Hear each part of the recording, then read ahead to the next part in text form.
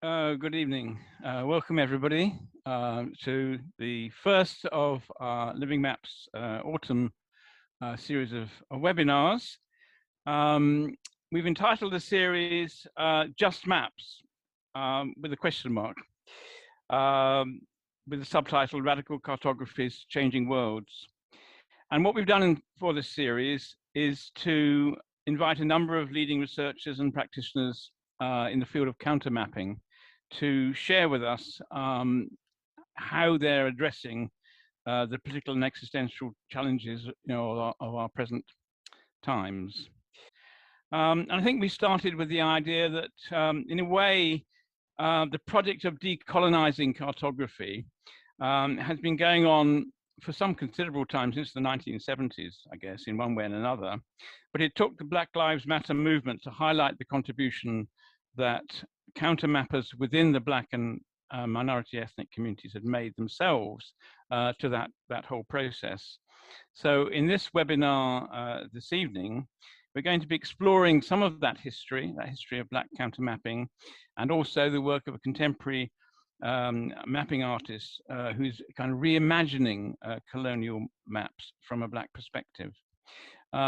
We kicked off by showing you these three kind of quite iconic images of this process, really. The first one, I think many would recognize as a sort of keynote map of the Black Atlantic, made for the World's Fair in 1900 by W.E. Du Bois and his team. And in some senses, that team pioneered the use of charts and maps, and I suppose what we now call infographics, to visualize the conditions of Black communities in the Deep South. And actually, there's a rather interesting book that's just come out called W.E. Du Bois's Data Portraits Visualizing Black America, which examines some of the context of that.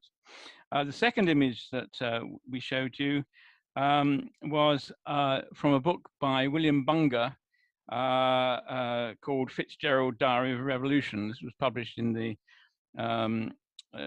late 1960s, and this particular map, I think, is one of the most famous maps in the book.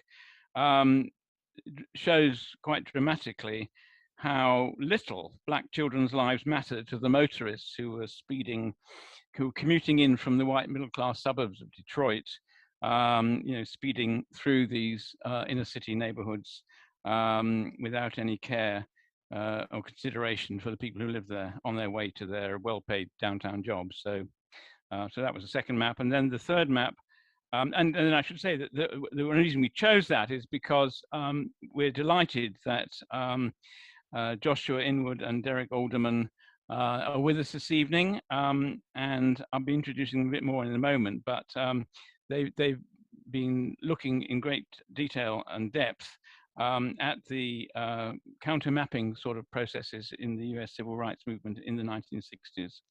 And the final image, that brings our story up to date, is from Sonia E. Barrett's groundbreaking installation, Dread Maps, which she produced as part of a participatory mapping project. And we're very grateful that she's found the time to be with us tonight to present that project and talk about some of the issues it raises.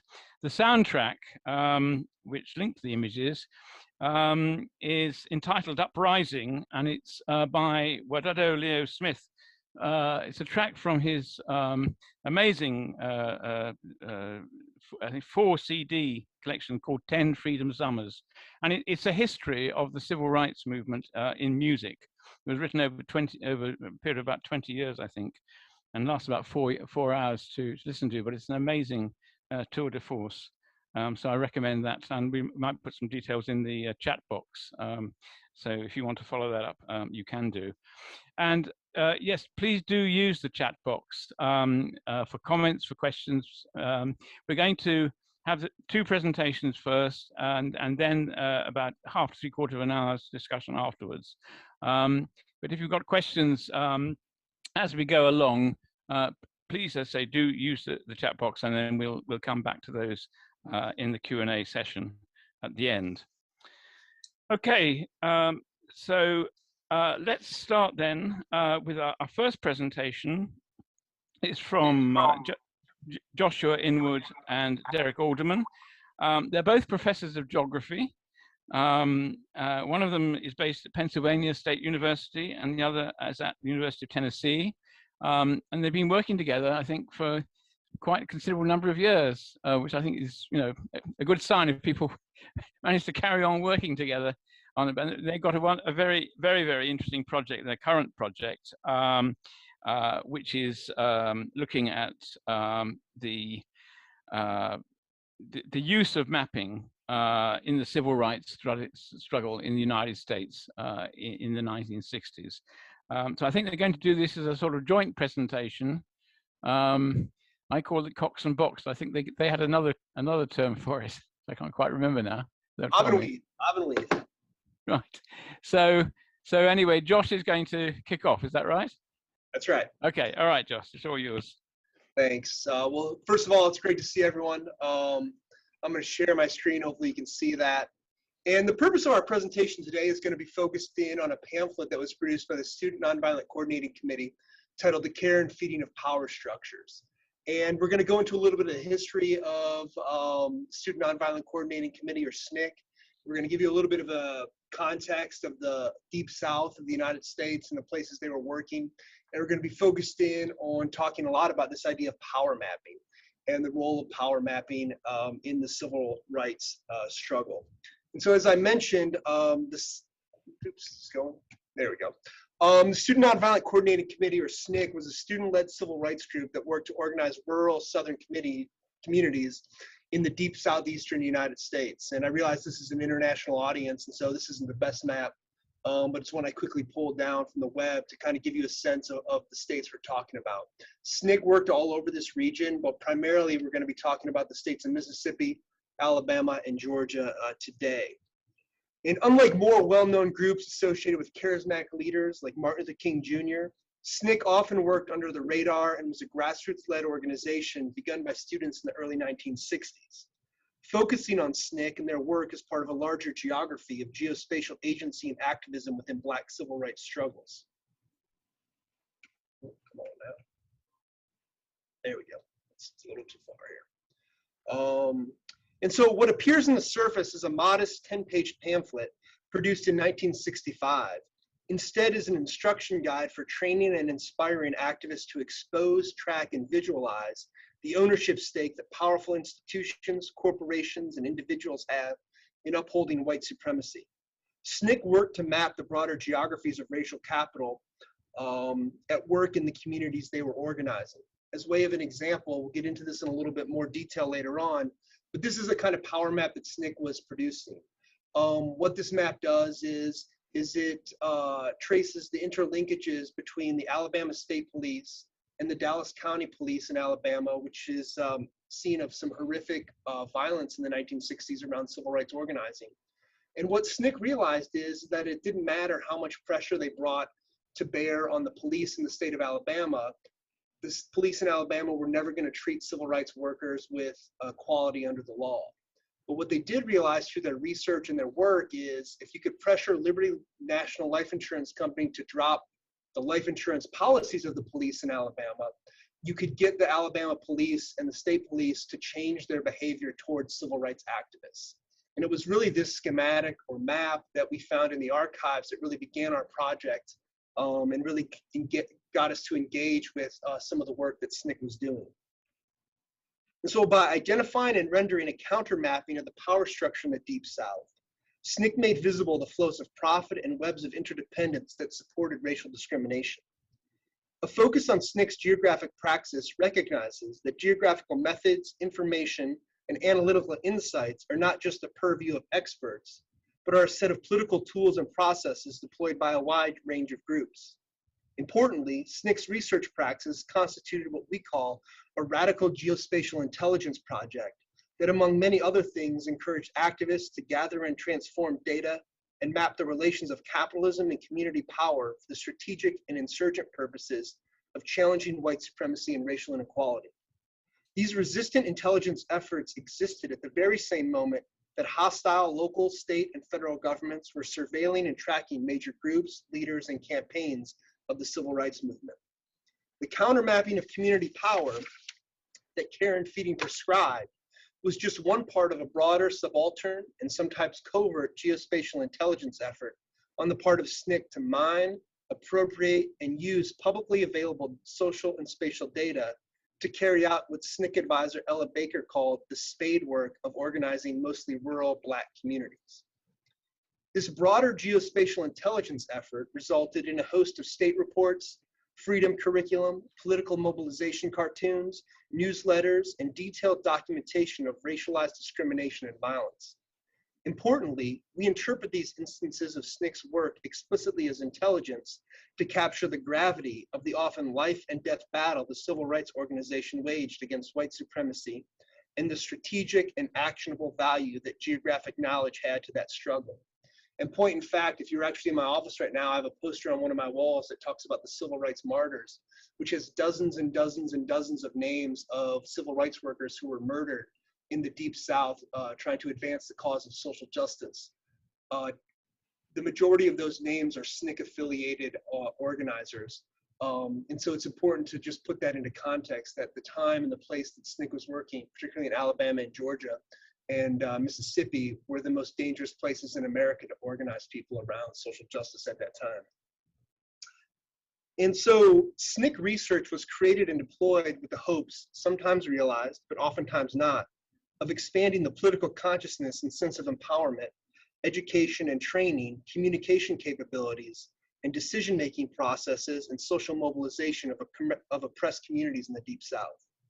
Such a reading of SNCC's work develops a deeper understanding of the rich spatial practices underlying Black geographies.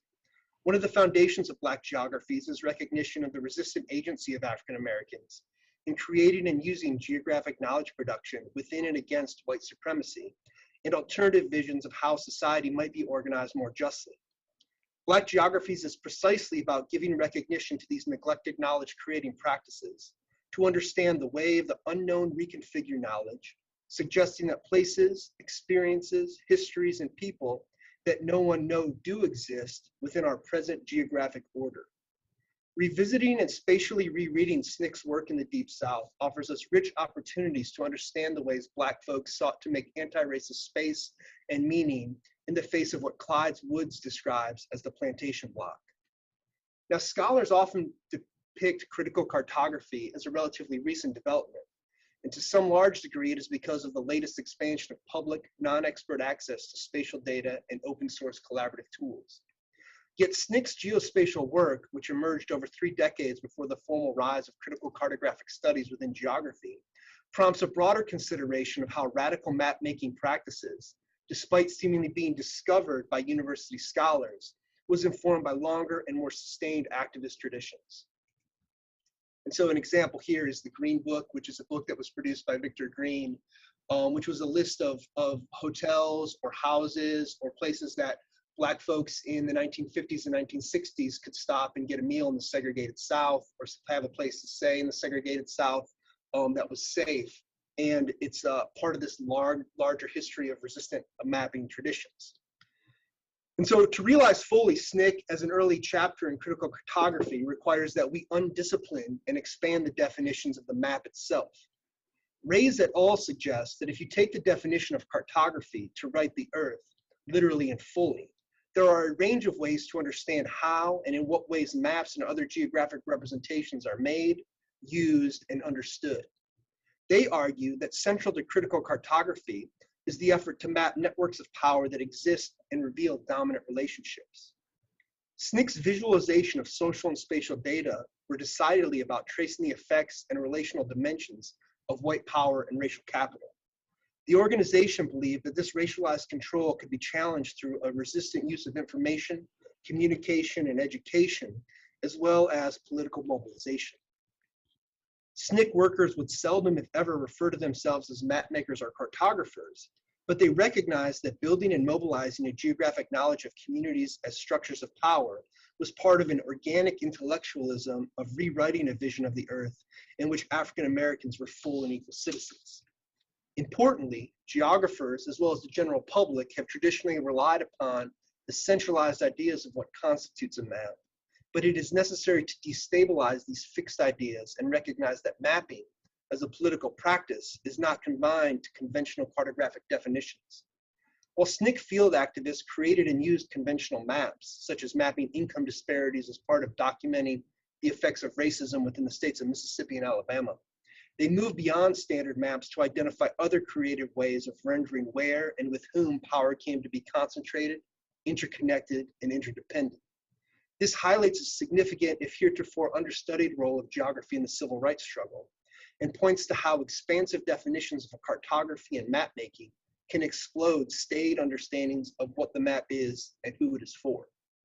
To briefly move away from the carrying and feeding pamphlet, take, for example, the schematic that SNCC researchers created to document the economic and political connections between Liberty Life Insurance Company and the Alabama State Police, both institutions that exercise a vested interest in supporting white supremacy, racial capitalism, and Black subordination.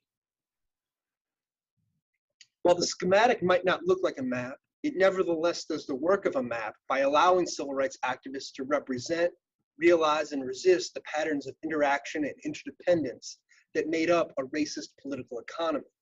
We argue it is necessary to understand SNCC's research work within the broader role of cartographic knowledge production that is deployed in a range of everyday practices and methods for understanding the broader workings of power within a US context.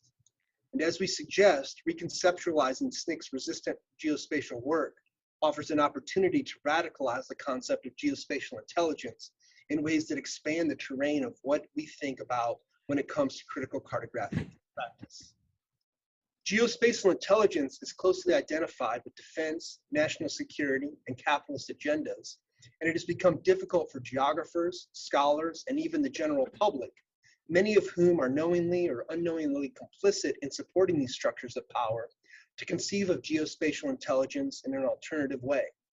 In an early and important call to intervene in the ethics of the geospatial field, May-Po Kwan emphasizes the need for researchers, developers, and users to contest the dominant meanings and use of geospatial technologies and to participate in struggles against the oppressive or violent effects of these technologies.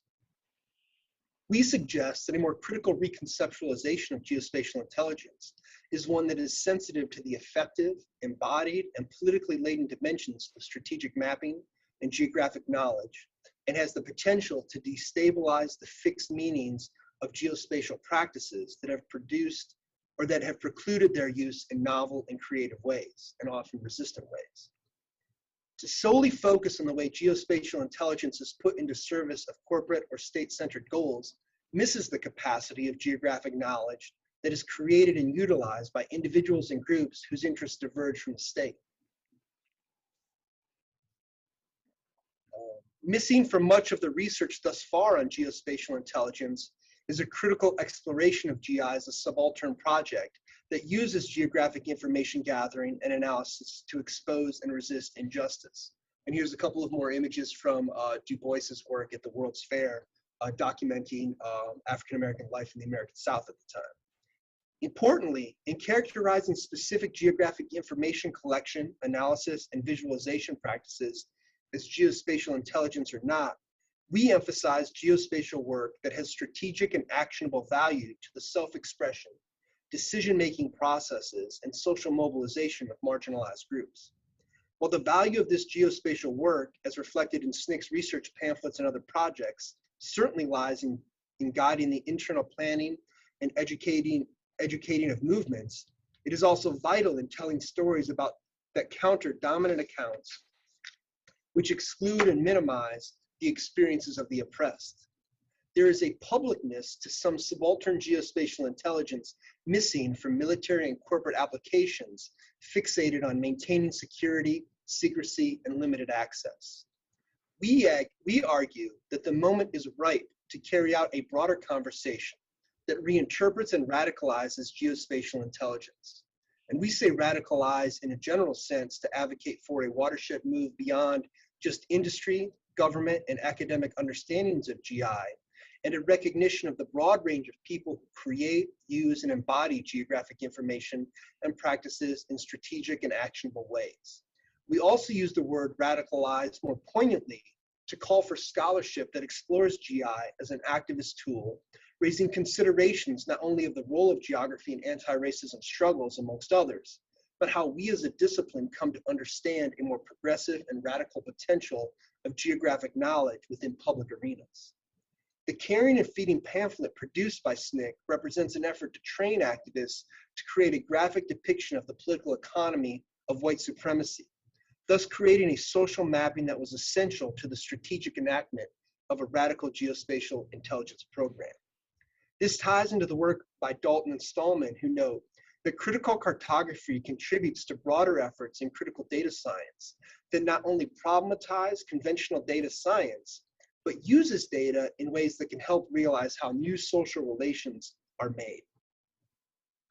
Recognizing the value that critical cartography places on using maps and data to enact social change, we argue that SNCC's research department and the materials they produced are a crucial moment to understand how and in what ways that SNCC developed and deployed radical geospatial intelligence to understand what Charles Sherrod, an important SNCC activist, described as the black box of the communities within which SNCC was working, an idea we will outline more fully in a moment. To appreciate the full significance of what SNCC sought to do, we also want to first contextualize their intelligence gathering and analysis within broader understandings of countermapping and the role of geospatial work in the African American freedom struggle and the rise of Black geographies. A central aim of our talk today is to advance a greater understanding and appreciation for SNCC amongst an international audience, in particular to re-theorize the importance that their understudied work played in the production of geographic knowledge to challenge white supremacy. It is impossible to adequately capture the history of SNCC in a single paper, and the discussion today is a selective narration of a civil rights organization that had an amazingly varied trajectory.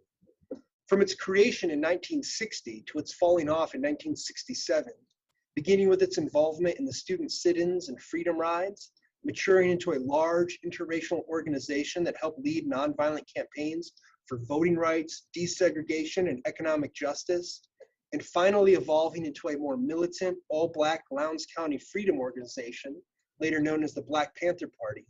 SNCC was on the front lines of the most significant civil rights protests of the era.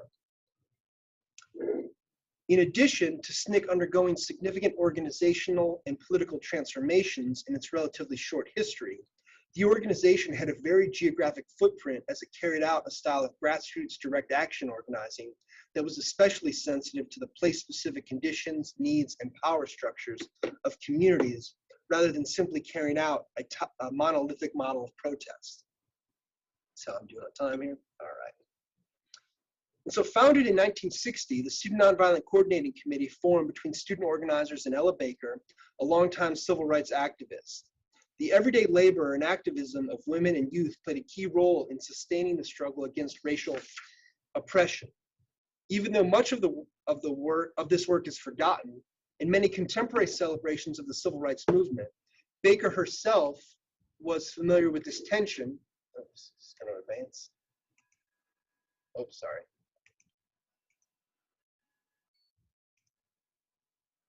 I don't know what's going on here, but it's Ella Baker. Can you all still hear me? Okay, cool. All right. So Ella Baker. Baker herself was familiar with this tension, having worked for a short time in the offices of the Southern Christian Leadership Conference, SCLC, the organization founded by Martin Luther King Jr. to fight racial oppression. It was her connection with SCLC that gave her access to the initial funds to sponsor a conference that brought student activists to Shaw University that led to the birth of SNCC. However, she became disillusioned with SCLC and frustrated over the patriarchy and sexism which marginalized women in favor of a hierarchical structure more closely aligned with the Black church and male pastors. It was partially these experiences which drove her to work with students who were organizing themselves to fight segregation. These realities also created opportunities for women within SNCC to assume prominent leadership roles. Indeed, in the early stages of SNCC's development, it proved to be not only the most racially integrated civil rights organization, but arguably also the most diverse in terms of gender and the central role played by women in the Black freedom struggle. Early in the development of SNCC was a keen realization that activists would be working in some of the most dangerous and inhospitable places in the United States, and violence was an ever-present reality.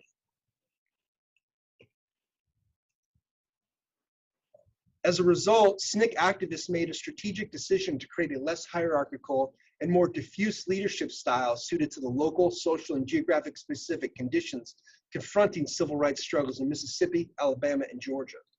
In addition, one of the reasons that SNCC created its research department and also kept meticulous records was that James Forman, a prominent SNCC leader, felt that if anything should happen to the leadership team, there needed to be records so a new cadre of leadership could step in and continue SNCC's work in the event of assassination. Because SNCC was willing to engage in rural communities that had endemic corruption, racist power structures, and a high likelihood for violence, this also presented opportunities to organize in spaces and places that had mostly been left out of civil rights and political organizing at the time. It was this profound and longstanding commitment to those places that gave SNCC its distinctive organizing character. Bob Moses, SNCC leader and activist, explained in an interview, quote, "While we were doing voter registration, we had, so to speak, the field to ourselves because people could not just come in and organize politically. We had actual access to the people that other people were not willing to do because of the risks involved," end quote. SNCC was focused on empowering locals and concerned about educating student activists to navigate and interact with the harsh and hostile Deep South. In this sense, SNCC was forcing mostly white volunteers from the North to confront their positionality and the limits of their political development before being able to go into the field to organize. To achieve this, SNCC developed a range of materials, including course syllabi, instructional pamphlets, and other teaching aids to educate student volunteers about underlying racist power structures in the United States. As alluded to in the introduction, this work was hard and it was often referred to as spade work by Ella Baker and SNCC activists. Through her decades of organizing work, Baker cultivated an approach within SNCC focused on community empowerment and the cultivation of everyday forms of resistance. Baker had a fundamental commitment to participatory democracy and a belief in local movements tailored to the social and spatial conditions that existed within communities. She was committed to taking the lived experiences of the oppressed and using those experiences to empower a movement. Baker refers to this kind of labor as spade work, highlighting how it was hard, dirty, and went on far below the more spectacular publicized direct actions of the civil rights movement associated with the March on Washington, for example. The spade work done by African Americans to interrogate and challenge the geography of white social power, and in particular, the geographic knowledge developed and produced through that work, have for too long gone unnoticed or underanalyzed by geographers and the general public. This neglect not only contributes to the erasure of Black geographies, but obscures the ways these practices have reconfigured our present knowledge and understandings of how geographies, countermappings of place and power are understood within the broader geographic tradition. Another key voice in the founding of SNCC, Charles Sherrod, articulated and defined perhaps most clearly and powerfully the mandate facing activists as they work to understand and challenge what he called the black box of communities. Sherrod was SNCC project director for Southwest Georgia and has worked for over a half century in Albany, organizing and teaching for social justice. Sherrod pushed his colleagues in SNCC to understand the broader community conditions and power relationships which drove the operation of racism, and how knowing the community was essential to nonviolent mobilizations.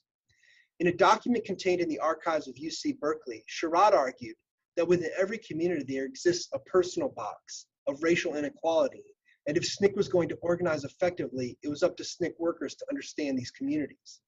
By understanding how individuals were positioned within the community, SNCC workers would be able to cultivate the ability to, quote, break away from the box and let the Black man see himself as he really is and then as he can be, end quote.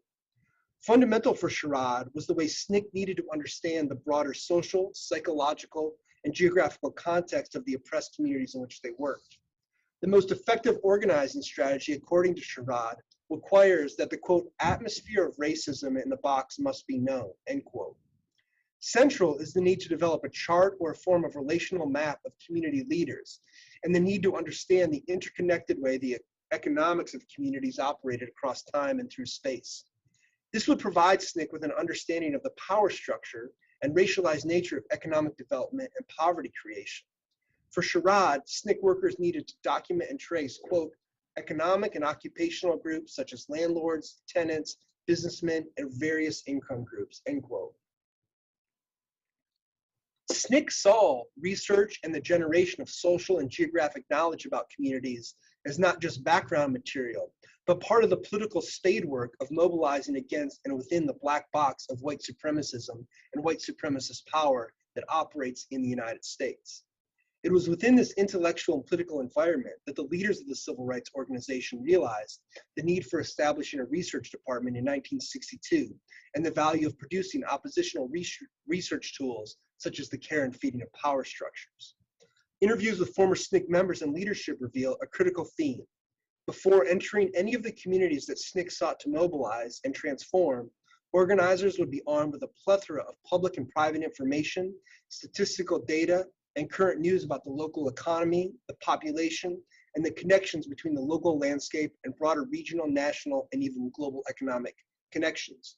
Julian Bond, another famed leader, stated, quote, SNCC had the best research arm of any civil rights organization before or since.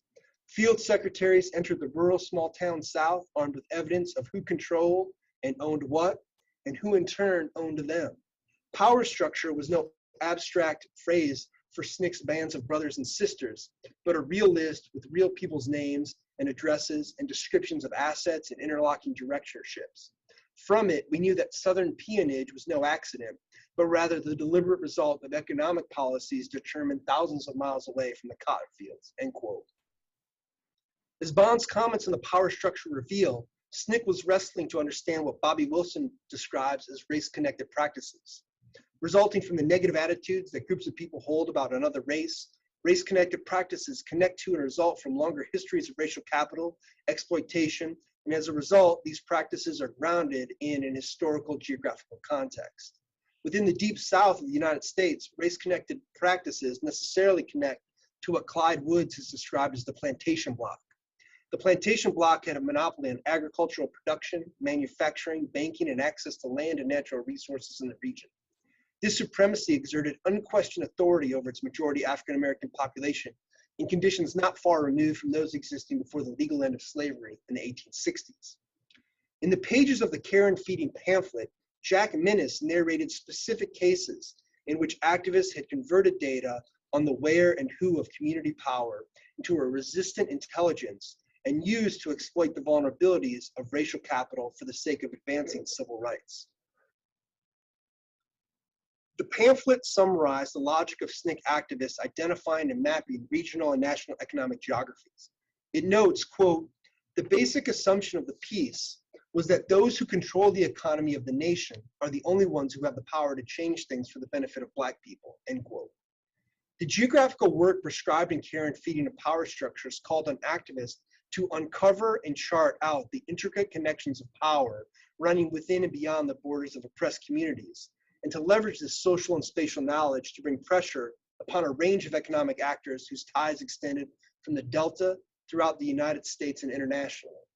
To illustrate, the pamphlet begins with the story of how a 19-year-old African-American volunteer from Savannah, Georgia, led a protest against one of the largest banks in New York City, a bank owned by David Rockefeller. The story begins with the student discovering through public records that Chase Manhattan Bank was financing municipal bonds in Savannah, and that those bonds were being used to create separate and unequal segregated facilities in the city. Traveling to New York City, he was able to confront one of the bank's vice presidents about the issue, indicating that SNCC was preparing to lead a protest movement within 24 hours if the bank did not outline a policy about the use of bank funds to finance segregation in multiple US cities. Within 24 hours, SNCC began protesting the bank. In outlining why the African-American student targeted Chase Manhattan, Minnis describes SNCC's research process. He notes that the student began by looking at Moody's Manual of Municipal Bonds to find out what banks were working to float the bond issue in Savannah. The student discovered that 3 important banks from New York City were involved, but SNCC only had the resources to go after one of the banks. Minnis explains further, quote, so he, the student, selected the one which was strategically vulnerable because of its connection with a politician, Nelson Rockefeller, who avows distaste for racial discrimination. He documented this connection by checking the chain banking study published in 1962 by the Select Committee on Small Businesses of the U.S. House of Representatives, end quote. Central to the strategy outlined above is the SNCC activist engaging in what we would characterize as a countermapping of the social and spatial structure of communities with the express intent of challenging the power relations that made racial inequality possible. SNCC was a grassroots organization focused on empowering community activism. A critical piece of the organizing strategy was to create a cadre of local people who could engage in the kind of work that the civil rights organization was working to undertake. Care and feeding and other forms of SNCC intelligence work were directly situated within,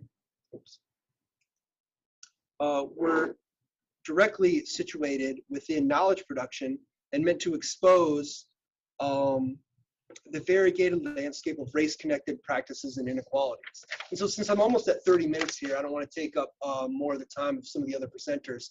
Let me just say really quickly that this is the kind of information that SNCC was interested in producing. This is a report on Macon County, Alabama.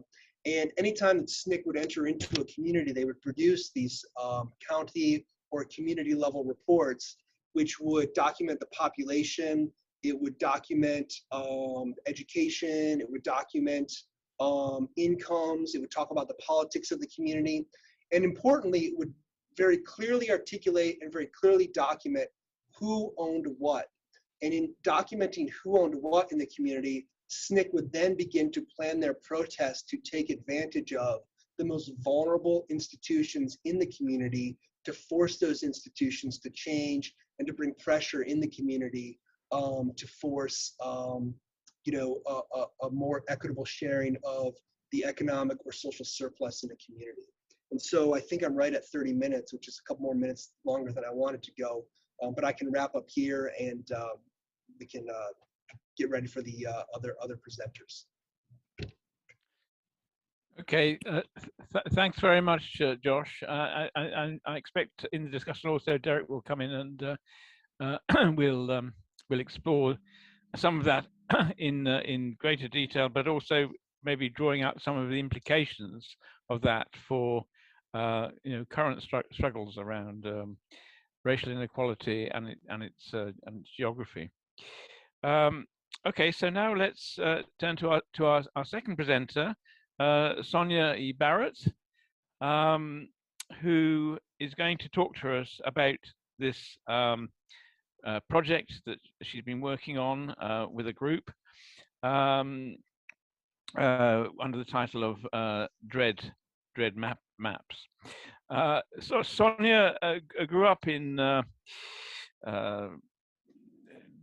I think she's grown up in a number of different places, in Hong Kong, Zimbabwe, Cyprus, and the UK. So you had quite an interesting childhood, and I think geography begins at home, doesn't it? And I'm sure we'll find out how those early formative experiences have fed into her work. She studied literature initially at the University of St Andrews in Scotland, and then she went on to the Trans Art Institute in Berlin and New York. And from there, her art practice developed, and she's been amazingly active on the art scene, exhibiting in many galleries around the world, including the British Library, the Heinrich Boll Institute in Germany, Kunsthaus in Nuremberg, and so on. And I'm sure she'll explain more about that background as she introduces her work. So Sonia, it's over to you. Thanks, Phil. And thank you, Josh. That was like such an informative and interesting presentation. I'm going to bring it back to, I'm just going to stop sharing my screen now. I'm going to share the work I've been doing, and it's really, so I think it's interesting because there's what I'm doing is not mapping to resist, but thinking about resisting the map.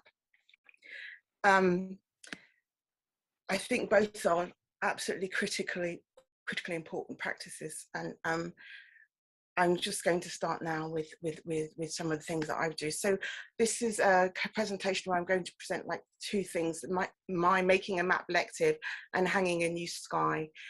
This is just the practice that I've quite recently, most of this has arrived in the last year, but it actually starts earlier. I'm going to take you to embodied field research, which started my process really. So that's really field research in a stables in Germany, which had a particular makeup, or like racial makeup. And it was very hard labor. I was one of the laborers in the stable, and I went to the stables because I thought it was a really interesting space, because there's the horse, and there's the rider, and there's the saddle. So we've got this link between these things, and we've got all these people who are caring for the horse and for the rider. And I was just looking at trying to think about the different relationships and how they are.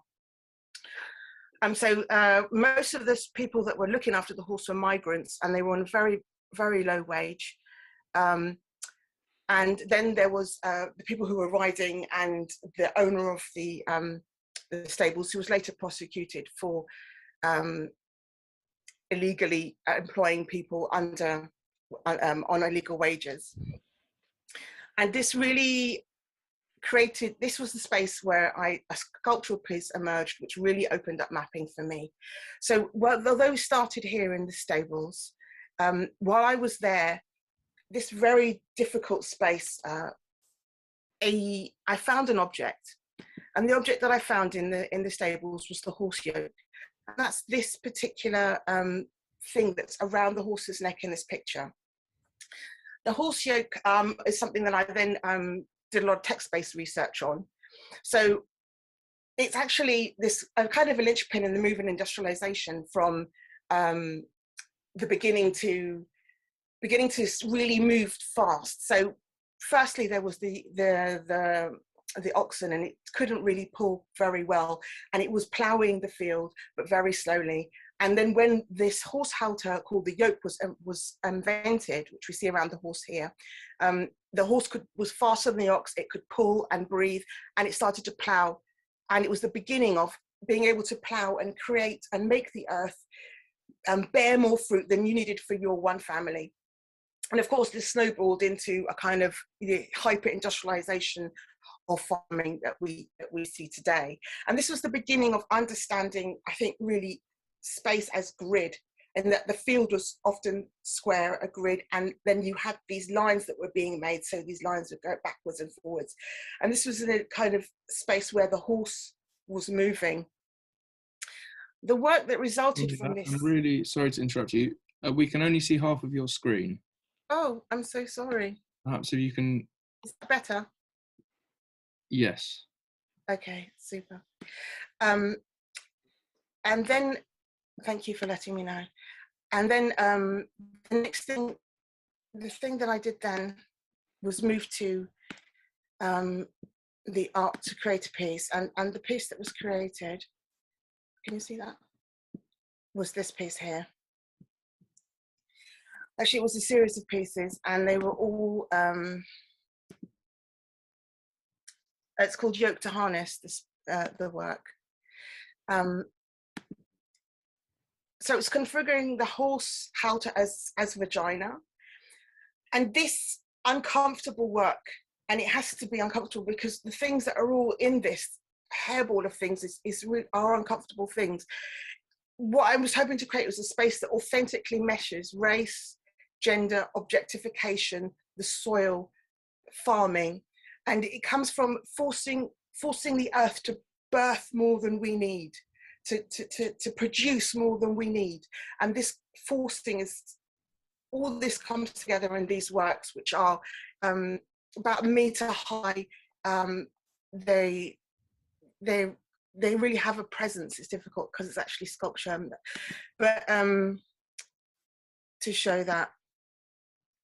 So this was beginning to understand the place as a beginning of a grid from the movement of the horse, and really how all these things can hairball race, environment, objectification, exploitation, gender, and that this is all is indivisible and it needs attending to in all of its manifestations. It's not really helpful to just think about one thing. They're a complex, and that's what happened in the work. It was meshed all these things together.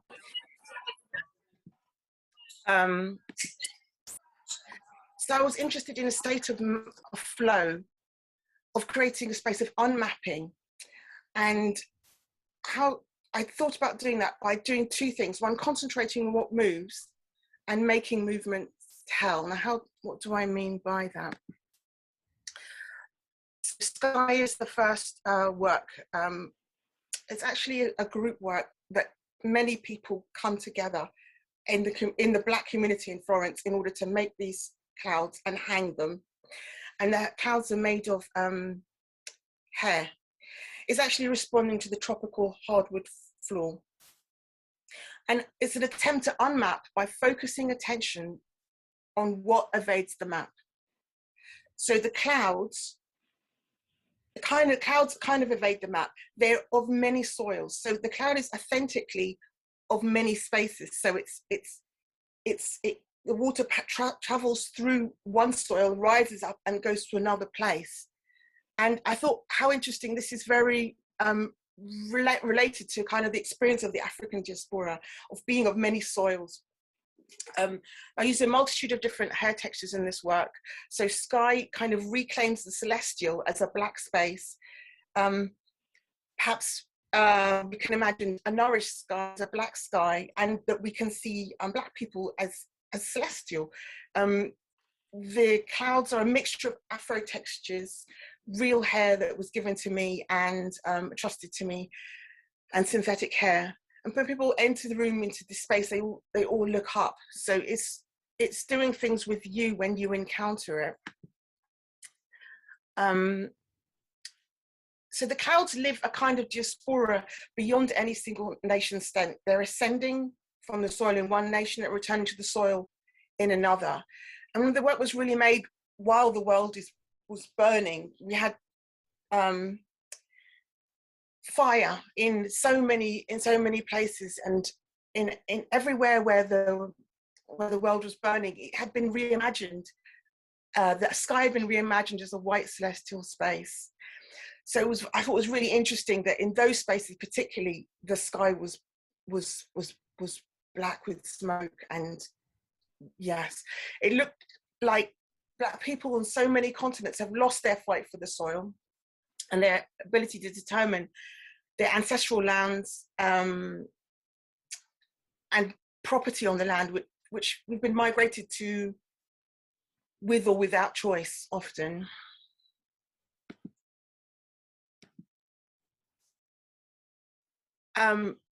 By working on this scale, I'm trying to begin to think about the scale of what mapping has done, and how is it possible to evade the map, and kind of mourn as well. How can we mourn this map making? What would that look like?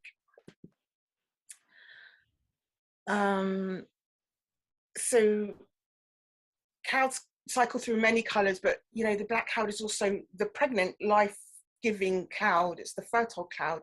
So in this space of like without fixity, it's an exciting space whereby we can think beyond binaries and start to reconfigure. And I think this is a powerful space of reimagining. What's not shown in this documentation is the way people came together in order to make this work, and the kind of conversations that happen in the making, which is also a reconfiguration, a resituation of what it is to be Black, and also to hang a sky, that kind of act. It's kind of also has a publicness, and then an inclusivity as the space opens and everybody enters in. So I'm thinking about creating a space where shift can happen and change. And the second way in which I'm trying to is also kind of making movement tell or speak. So this is the intervention that happened at the Royal Geographical Society map room in London, England. It was an intervention that was funded by Carricook, which is an organisation headed up by Dr. Noxolo and Tia Monique, and they provided the funding for this project to realise, and also the access from Black geographers into the Royal Geographic Society. The Map Collective is a collective of map makers who are dealing with maps that are linked by triangular trade, which involve the shipping of plants, trees, people, ores, and animals from the African continent, the Caribbean, to the USA, to Europe, and like really we're reflecting on the interconnectedness of these spaces and challenging the hegemony of the map as understood in a kind of Eurocentric way. So what we do is we braid and dreadlock the map to create a kind of immersive aerial sculpture. So we're using Black and brown community-based practices of caremongering to counter Eurocentric practices of warmongering, to which the map is central. So this work is doing those things, but actually the first time where I thought how important it would be to mesh, literally intermesh these maps of London and the Deep South was after my final research, which was in a plantation in New Orleans, experiencing Congo Square, this one square space where there was another type of paradigm, but also the for slaves, but also seeing the geographies, the contemporary geographies of New Orleans, and how little seemed to have changed in relation to the Great House. And when I left, I found the plantation incredibly stressful. It's the only time I've ever been into a museum where they had headache tablets on the counter. It's like, it's actually painful going, it's actually a headache. And when I left, I was really relieved to be getting on the plane and going to London. And then I realized that is complete madness. Like, why? Like, madness, because London is where the insurance happened. So it was, even at 2 removed, it was actually even more problematic than the plantation, because there were never any danger for the people and the insurers. They were just collecting the money. I thought there must be a way to try to bring these geographies together, to think about them and show their interdependency. So the space has been described as, one of the Map Collective members said, this is the most colonial space she'd ever been in. We braided for 3 days, and this is really the result. I see this work as really acting on a space where key European map makers are celebrated. So these rooms were also the beginning and the end points of many map making expeditions, and the work began using archival maps which were given to us by the Royal Society, they had those from the Royal Society itself and from previous colonial offices. So there was like real engagement with the RGS with this project. And it's a response to the archive is we shredded these maps, and that was kind of a response. We feel that so the map is challenged in 4 key ways. And this is the end of my presentation, really. But so firstly, kind of Eurocentric maps really have the tendency to privilege fixity, things that are static in the environment, such as roads, mountains, borders. And this is a real problem, because everything that is most valuable about the space is in movement. So air, water, nutrients, gases, these become almost invisible on the map. And what cannot be seen cannot be attended to. So this new map, and I see this as a new map, takes the old map and makes it tell of movement, and tell of some of the most important elements that are off these maps, these Eurocentric maps. Secondly, there's a tendency for a map to suggest total knowledge about a space. The map is kind of total. All the grids are full. There's no obvious gaps. And this is really problematic. It creates a sense that we're in control and all knowing about the space. And that can lead to kind of a God complex. And this new map shows more holes than being filled in. It's with its swirling or manic movements, it's got more holes than coverage, as we understand a map to be. And that's really important. So thirdly, the map, the maps that are in the Royal Geographic Society, they really privilege surface. And I think this obsession with surface is very capitalist. Smooth, shiny surfaces that are visible and knowable and navigatable.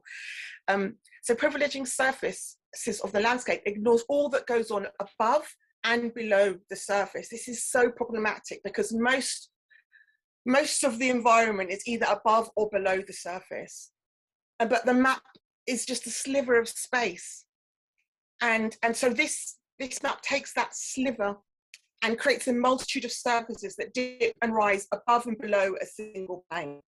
And it's hoped that when you can encounter it, you can understand how it's a new map, like a new way of understanding, because it's really critically important to resist to resist power structures, but it's also important to resist the map because the map is already a power structure.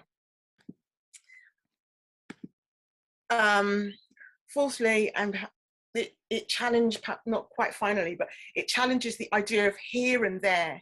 So the map shores up that square B2 is distinct and separate from H4, but this is problematic because it suggests that human rights abuses can take place here, and over here, it's good. We can be enjoying our human rights, or that we can pollute over here, but enjoy a clean environment over there. And we know this to not be true. I mean, in COVID is one of the things that's beginning to show how interconnected we are. So this map ungrids the separate spaces and combines them again and again, unnaming because all the names are scrabbled, and unseparating them. And interesting in the unnaming is that many of these spaces in the Caribbean, in the UK, in the Deep South, they have the same names, and so when they're scrambled, it becomes even more interesting. And this only happened in the iteration in the map room, but what started to happen is the map started to reframe the existing artwork which was in the map room, which venerates key map makers. So this is a portrait of Captain Cook, and so the new map kind of reframed a Captain Cook who's then now you notice very clearly that he's got his captain's log between his legs and his hands are in his log. So it becomes a reframing and helps to understand in new ways the existing veneration that's there. Of course, it's critical to say that the singular exceptional mapmaker was always a lie, because those singular European mapmakers were always working in conjunction with people who knew the country, who were there already.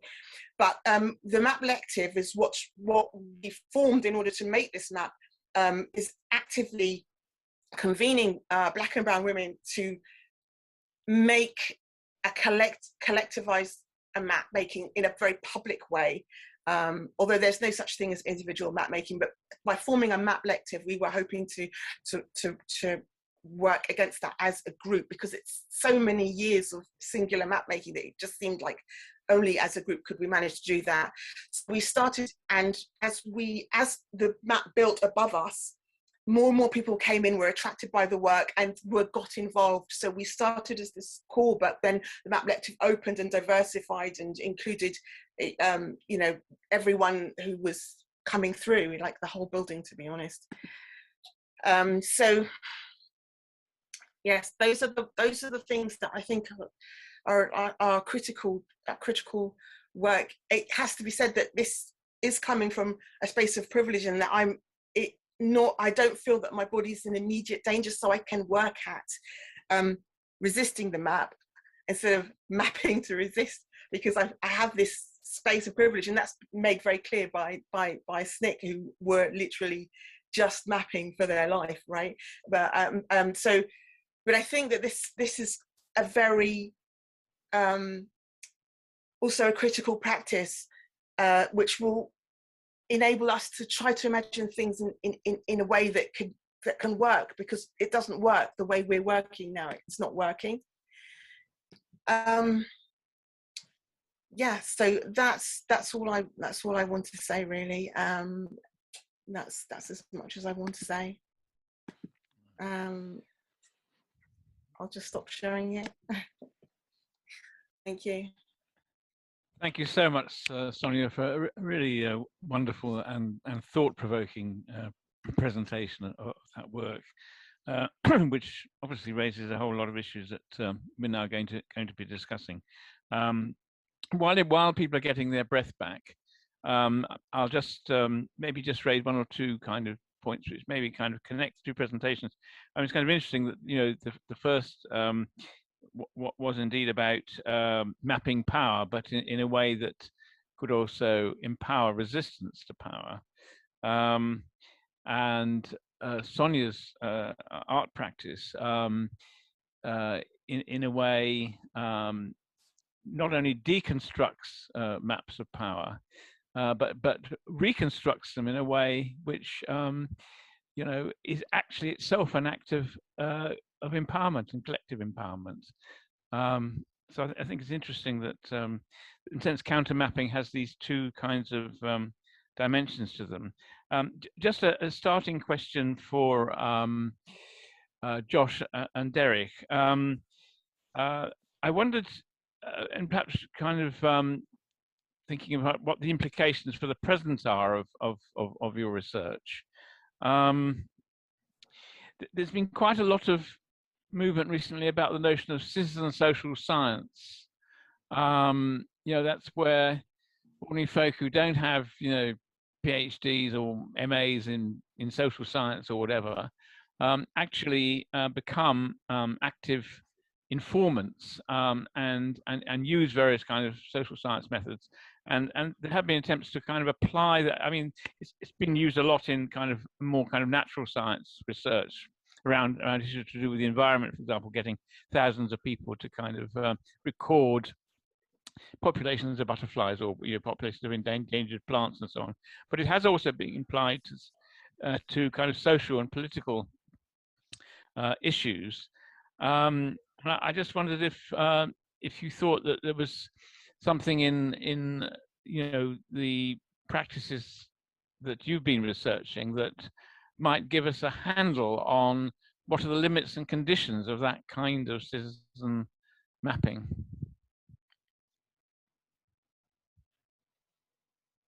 Sure. I don't know. You want to jump in, Derek? I know they haven't heard from you. I mean, I'm happy to start up, or if you want to jump in, go for it.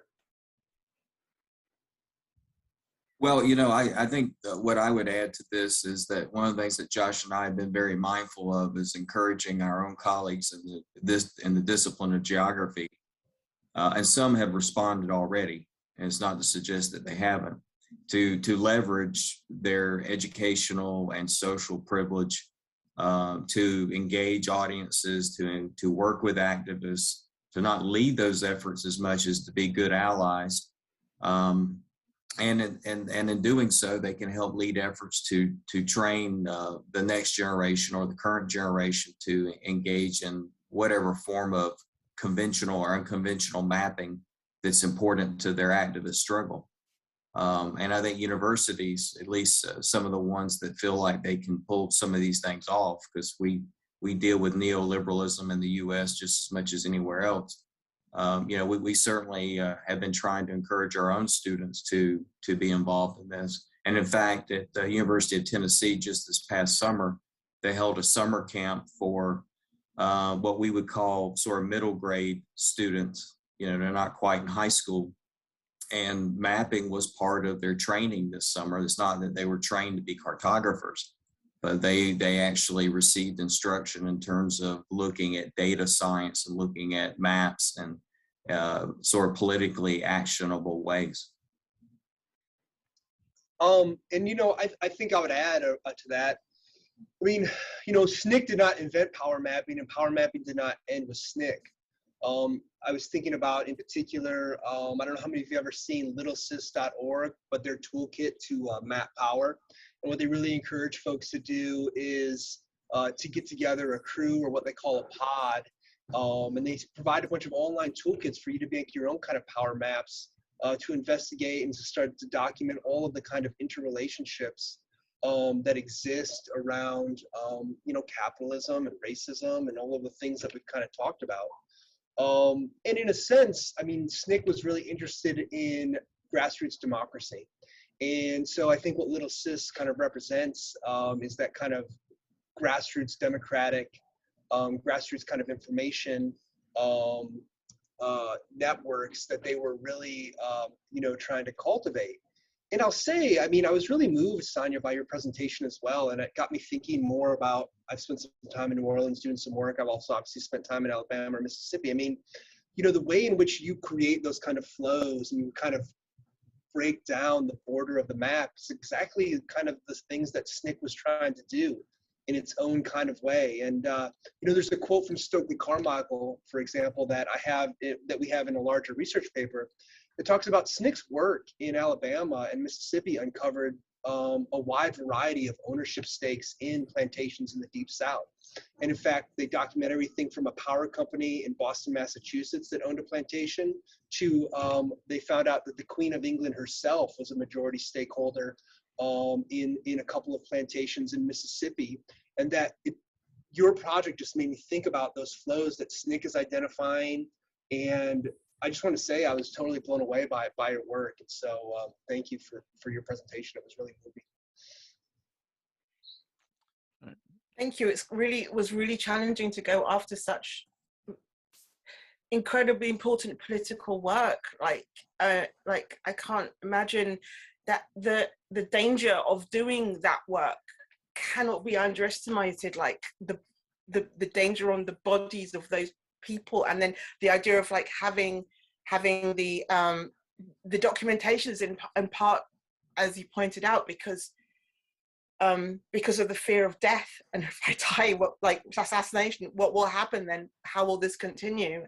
And so that leads a whole other, like, I mean, I shredded an archive, right? But here are people who are archiving because they feel that they're archiving because they're under physical like threat. That's like a whole other type of archive, and the care and attention that is in some of those documents is very moving. Somebody put a question to you, Sonia, about whether your own work was going to be archived. I mean, whether by the Royal Geographical Society or anywhere else. So, but perhaps you could say something a bit more about your art practice and its relationship to the archive, but both the kind of official archive and, if you like, the sort of radical or alternative archive. As yet, there's no archive of the project. The project was tidied away for a lecture that needed to happen in the space by King's College London. So I don't know. I think there will be something coming. I'm not sure yet what. I don't know as yet. At the moment, there is nothing. And how it relates to my, I find my earlier practice was really working with furniture because I was looking for the bodies, looking for all the bodies that are the result of transatlantic trade, the bodies of the tropical hardwoods, the people, everything that was ripped. And so a lot of my practice is like finding those bodies in houses, manor houses of multi-generational wealth, and sharing and putting the body back in the manor, except for I've never managed to do that because no one will let me put my work back in those great houses. But I've researched my research with the Great Houses started very young when I was in Jamaica, and one of my step-grandfathers thought I was too uppity and told me he was going to show me where I came from as a young girl, and took me to Barrett House in Jamaica, and which obviously my name comes from there.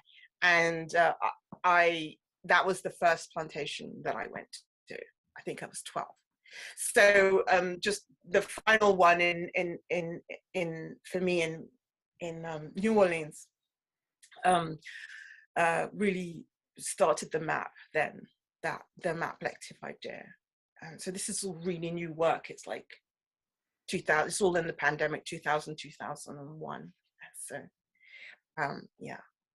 I don't know what else I can say, really. I mean, there's a video about their work and the RGS. So in that sense, there is a documentation in that members of the map collective come to speak, and the 8 map collective members bring different things, and all of them will explain the map to you in different ways. This is only my explanation of what's happening, but each map collective member will give you another take on it, and that's really exciting for me, because I feel like, because maps are such totalizing spaces, it's really important to create a new space which is multifaceted and multi-surface and out of maps. Great, thank you. Right, so can we open it up a bit? People have got questions, comments, they want to ask more about a particular aspect of the 2 presentations. Jacob, are people able to raise their hands? Is there a sort of hand-raising device? I don't know. Yeah, or people can write something in the chat if they don't want to speak, or they can unmute themselves and just go for it if they want to speak. You got any? Or we pick someone at random. Yes, we might just. The thing that I thought was really interesting was something that I wrote down that came up in the presentation, was this idea of an anti-racist space, of creating an anti-racist space. And that's very much with the sculpture. What I'm interested in doing is creating also civic space.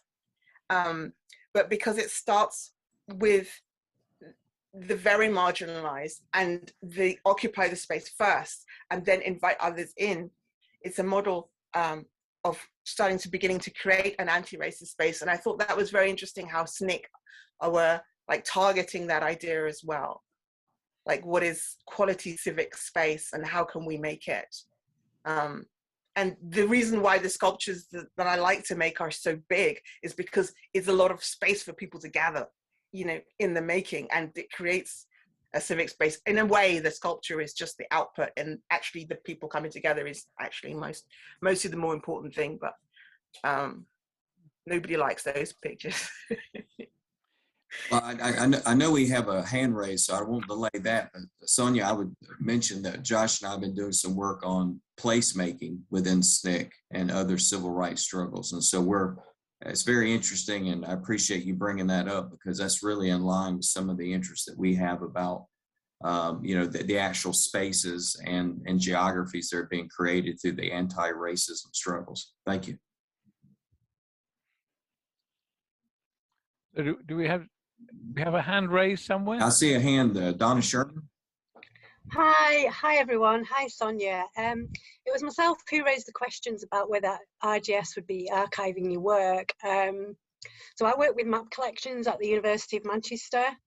I was really interested that your activities took place in the RGS reading room, in the map room. I thought that was really interesting. But one of the things that we've been looking at lately is how to decolonize our collections. And I think it's quite difficult, when we're looking at archiving things like participatory mapping. And that's one of the things I've been kind of looking at, is how we do that. And it's great working with the RGS, but then I also feel like they should have some responsibility in collecting some work that you've produced from this, either archiving the work itself or the output or the process in some way.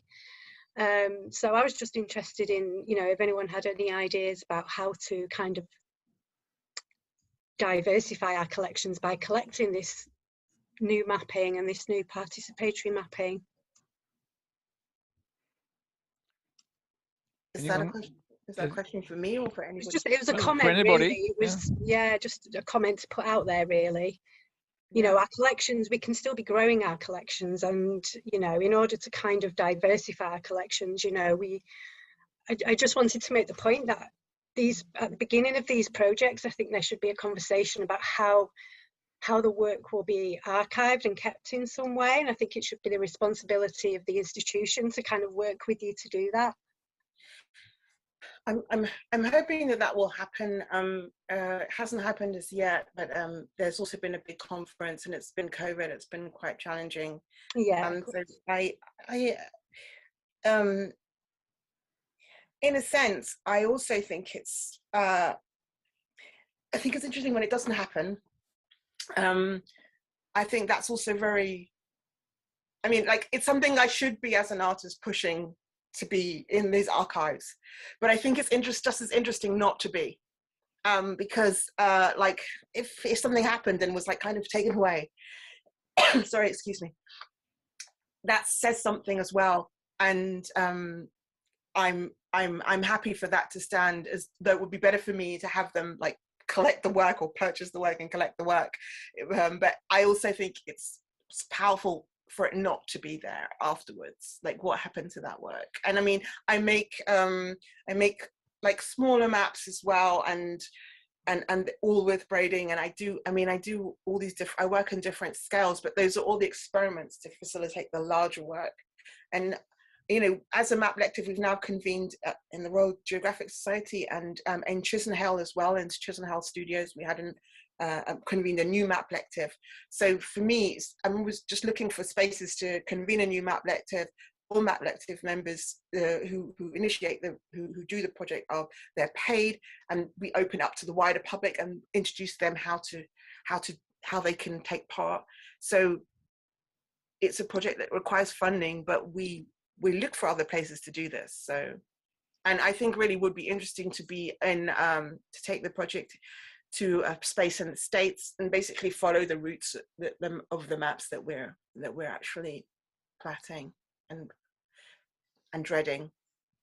Absolutely. Well, thanks, Sonia. That was really interesting. I loved your talk. It was great. Thank you. Thank you.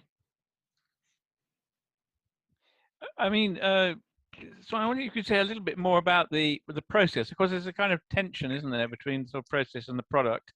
I mean, artists have to live. I mean, you know, so they have to either get commissions or whatever, and sometimes even sell their work, you know, or get a public collection to take it. But I want to say a bit more about the actual map collective itself. I mean, it's a kind of community of practice that you've brought into being, and I mean, do you think it'll continue, or will it just take different forms? Yes, it's going to. I'm just going to put this. It just reconvenes, and so wherever the space is, convene a new map collective there that's related to the space, and old map collective members want to join in again, and they will travel to do so for their funds. But the vision is to go to different spaces and convene new map collectives in all of these spaces, and they invite, like, I don't know if you saw from the photos, but the way that people interact with the work and feel ownership of the work and tell other people about the work, and it's their work because it is. It just opens up the space in a different way, and that's the secret power of this. It's creating civic space, and that's why it's something that must travel, and eventually maybe there'll be one large space that where everything could come together and all the different people, and that's a political space. And it's very interesting that you were talking about SNCC going into different places and being so informed about the communities. What happens in this map making, it's such an evolving process. It creates communities because they're working together and there's no agenda. And it's so interesting about this spade work that you were talking about with SNCC, because it reminds me of Rosa Parks. That everyone thinks Rosa Parks is this one woman who sat down and didn't get up. But the fact is that before she didn't get up, she was a member of so many different organizations. She was incredibly networked. She was a member of so many organizations. And when she didn't get up, all those people that she had been involved with through all these many organizations also said, hey, hang on, we know Rosa, this is a thing we can get behind because we know this woman. And so there's this, it's often admitted from the story, this importance that like was really demonstrated by SNCC of knowing communities, knowing who knows people, and where are the spaces for us to create those kind of networks now, and know each other and trust each other, so that when it comes to some kind of crisis, we can assemble. And this Hanging the New Sky was it's very gentle and meditative piece. I was hoping to create a space whereby we can assemble in institutions in a doing something constructive, like making something in a calm way, as opposed to always only ever gathering on the street in a state of emotional agitation and turmoil. So I see the art practice as absolutely integral to Black Lives Matter. But if we know each other before we're kind of half crazed with like grief, if we know each other before, then when we go on the street, we'll be stronger and we'll be more effective. So that's what I think art can do. I just need the space to do it. Thank you. There's a question here from Sangeeta Bag. I don't know, Sangeeta, do you want to speak? Are you there? Or else I can read the question out. I don't know what question is. Okay, well, her question is, it's a question for Sonia. Could you say something more about how your alternative maps challenges the ideas of the here and there? Okay, so because we take one map and we will shred it, and then we'll take another map and shred that, and these are different maps, but when we braid or dread them together, we literally binding them together. So we're compromising this idea of this space is here and this space is there, and we're showing a more accurate representation of how they're interrelated. So rather than having one space here and one space there, we're making a new map that privileges the interconnection as opposed to the separation. So for example, in this, this is a small one here. So it starts with the grid, but each grid is then reworked again. So this is 3 maps. It's not one map. So it starts with the grid and it respects the grid, but then it compromises the grid by braiding. And this plaiting or this braiding or dreadlocking is a practice that's already in Black communities.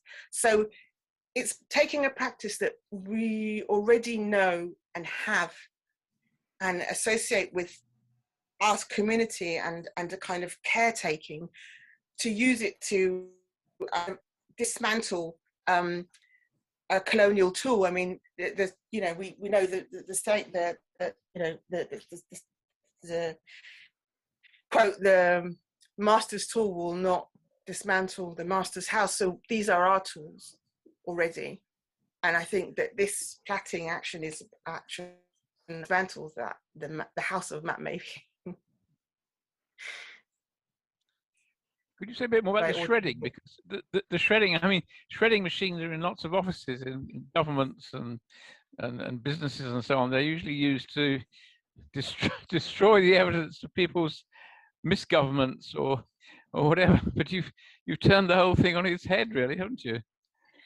Yes, and actually I found this small portable handheld shredder, and it said on it, perfect for dealing with invasions of your identity theft and what is the biggest identity theft ever committed, but making a map of a territory that's got nothing to do with you, and naming it and telling and taking it because of the map. And so to shred the map is to use the master's, that's his own tool, a tool in Europe that is already used to deal with identity theft for what is plainly an identity theft. And so there's a combination of using a practice that's kind of a Black practice of plaiting and so on, but also the way that here is already used to protect identity as well. So a mixture of two. And I often in my work, I look for the point of contact between Europe and the African continent, because I feel like I bridge those spaces. So I look for what's the point of contact, and then I try to work in that space. And so these tools, braiding and shredding, were for me the points of contact. Okay, so has anybody else got some things? I mean, I can only, Jacob, can you see any hands up anywhere? Phil, well, while we're waiting, if I could make a quick comment. Sonia, I am just absolutely in awe of so many of these ideas you're putting out. I'm sitting here jotting down notes, and I appreciate them very much. So, but you know, it reminds me that as you talk about shredding and braiding and reordering the map itself, and you mentioned Montgomery with Rosa Parks. I mean, what was interesting about Montgomery for me, and I've spent a little time studying the bus boycott, is that there was sort of a shredding and a reordering of the actual sort of material map of Montgomery, the actual streets, the actual order of how that urban space was created. You know, so they decide that for over a year they would boycott the buses. And what did they have to do? They had to develop their own alternative transportation system. They had to create a series of buses and carpools and walking campaigns. And in fact, if you go into the archives, you can see into the documents that they reordered the way people moved about streets to be able to do their daily activities. And it gets me thinking about, there's a really interesting sort of discussions about thinking about sort of the material ways that oppressed communities shred their environments and rebraid them and reorder them, that actually has a very strong corollary with what you're doing with the map. So it's a random thought. I just want to throw it in there. And, you know, if you don't mind me jumping in as well, because you just made me think of Montgomery too. You know, in the 1970s and 1980s, the white power structure in Montgomery bulldozed the Black sections of town, and in particular, some really important Black business districts. But there's a woman there now who leads tours of the Forgotten Montgomery. And it's a tour through these spaces now that are parking structures or office buildings that used to be central to Rosa Parks and used to be central to Black resistance in that city. And she does it as a way, again, of kind of weaving in this historical narrative with the efforts of the white power structure in Montgomery to kind of erase that. And it just ties in so much with some of the stuff that you're doing around kind of public memory work, resistance, and the ways in which the Black community in Montgomery has refused to let that history or those people or those institutions or those businesses be forgotten. It's really very, very powerful. Yes, I think the issue of intergenerational memory. I mean, how stories of struggles past are or are not told to a younger generation. Of course, the younger generations making their own stories, making their own history. I could say inventing their own traditions of resistance, but I suppose one of the things that Black Lives Matter struck you was that basically it was a lot of young people, but it was older folk as well, and it was also drawing on some of the resources and some of the memories of previous struggles. And I think maybe as counter mappers, we should perhaps be a bit more aware of the role that that maps can play, either in enabling those kind of stories to be transmitted across generations, or not. And it may be something that we need to think more about in living maps, actually. So thank you both for both presentations. I think that in different ways have actually raised the importance of that kind of aspect of counter mapping. Well, I'm aware of time, and I know if there's anybody here who's really bursting to say, has got something they still want to say, please speak now, or as my dad used to say, forever hold your peace. So is there anybody there who's... There are a couple of comments or questions in the chat. Oh, right, okay. One from Audrey West and one from Jonathan Gray. Right, Audrey, you want to...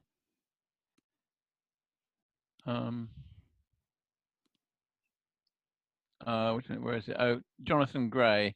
Oh, Audrey's here. Oh, Audrey? Oh, hello. I'm so pleased to see you, Sonia. It's like meeting family. And I'd love to, it's very hard to respond to such powerful work in this short space. And I would like to introduce myself fully in another space. I'm born in Jamaica, lived in London most of my life, was homesick for Jamaica. I come from Buff Bay. You're probably family, actually, real family, you never know.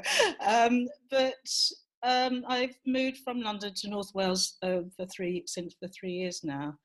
And I found I've become more Jamaican since I've been here and practicing more and so on. And I'm recently talking to a group of artists who are looking at women and land and Black women and land, and minority ethnic and land. There are not many Black women up here, as you can imagine, but we're doing a lot of work on that level, or proposing to do lots of work.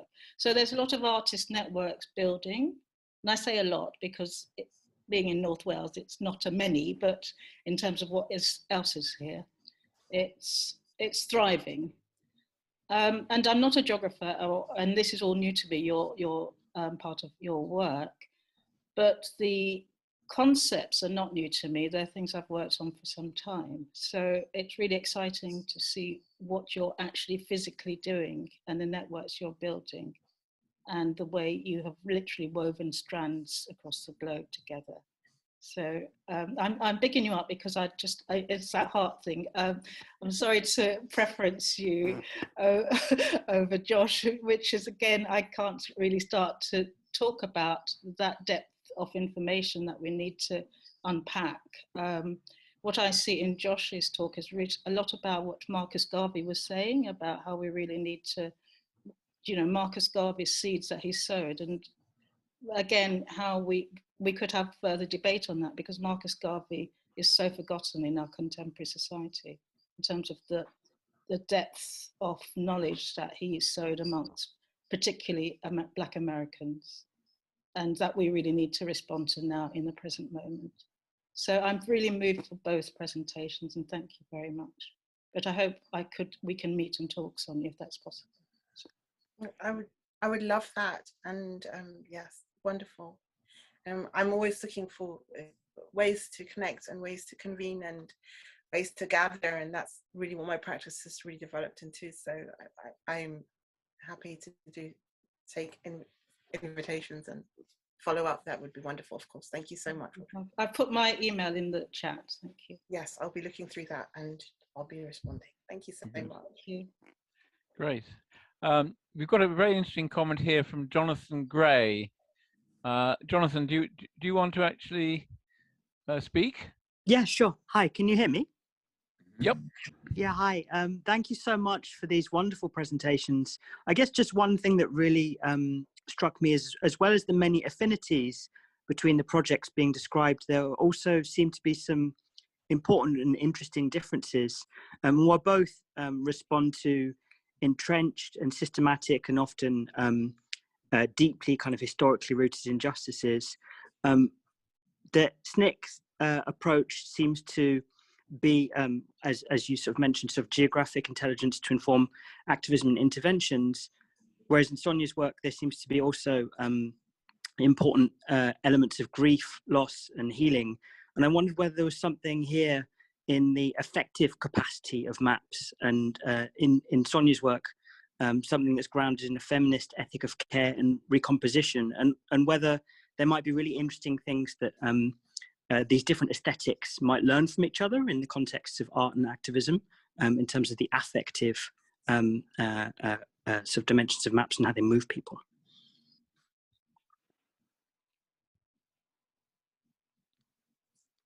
Josh and Sonia, do you want to respond to that? I can respond first. Yes, there is a lot of grief and loss, and I think it's because the research that I'm doing always starts embodied, and it starts like actually with me standing in the plantation, or me in the stable, and me like I it's a lot of embodied research, which is which means that there's a kind of like a felt weight, emotional weight, which tries kind of hairballs in the work sometimes, and makes it really difficult to present, actually.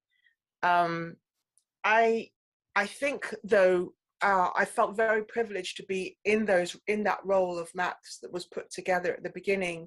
The two maps that Josh selected there. I don't know what is more grief-inducing than this map of the children, where the children are run over. I mean, that for me is like just grabs my, like, just get like that, and it's just the grid and just the spaces. But for me, I see if I was to intervene in that space, I would definitely hang like a cloud on all those corners, and the corners where there were more children, there would be more clouds, you know. So for me, I really see that map, and it's funny how they're kind of dots. I would respond to, you know, like that's what I would do, but I feel the grief in that document already. And I think it's also a kind of a feminist document, that because it, in that sense, that it's also, there's a lot of care and attention that the places where more children are hit were larger. You know, that's like this act of like making all these dots, heartbreaking work. And I think that we can't underestimate, like, living in that space and gathering that data. The data is not just data, it's your lived experience, it's your hunch, which becomes a figure. I can't imagine like how hard that, you know, as research, like in an academic space, when you research, it can become, that's why also I try to present like my embodied research and then my text-based research, because these things are so different. And when there's one thing researching the thing, but there's another thing living it. And what I really feel is the SNCC were actually living it as well, you know, and that's hard work. So yeah, I think there's definitely something in that about grief and care, and all of this research is an act of care. Thank you so much. I would just add, really, and kind of build on that. I mean, you know, I think part of the archive and in some of our interviews that we've done is, and it's really hard, I think, both a half century removed from this time period, but I think also, you know, as white scholars, maybe to fully contextualize and understand this, is the life and death struggle that literally was taking place every day in rural Southern communities, in towns and in counties, and sometimes block by block and sometimes street by street, that we'll really truly never know what that was like. And I think there's a kind of sharpness to the archive and a sharpness to some of what SNCC was doing that is reflected in that very life and death struggle that those activists were undertaking in, I would argue, as dangerous a place that existed in America at that time. But that immediacy just below the surface, in particular, has come out as we've interviewed SNCC veterans, is a sense of grief about those experiences and the kind of trauma that folks carry with them. And Bob Moses, I think, was a great example of this, who recently passed away. He really didn't like to talk about the experiences in Mississippi. It was too immediate, it was too painful, it was too sharp, it was too much. You had folks who left the country and went overseas because they had to get away, both from the FBI and the counterintelligence aspects of the American racial state, but also because they needed a break from the heaviness of this place. And so within that archive, there is actually a kind of ethics of care that kind of comes through. And I think James Forman captures it in a particular kind of way of caring about the work and caring about your colleagues and caring about the community so much that you wanted to work to outlast your life. You wanted the next generation or the next group of folks to be able to pick up that struggle.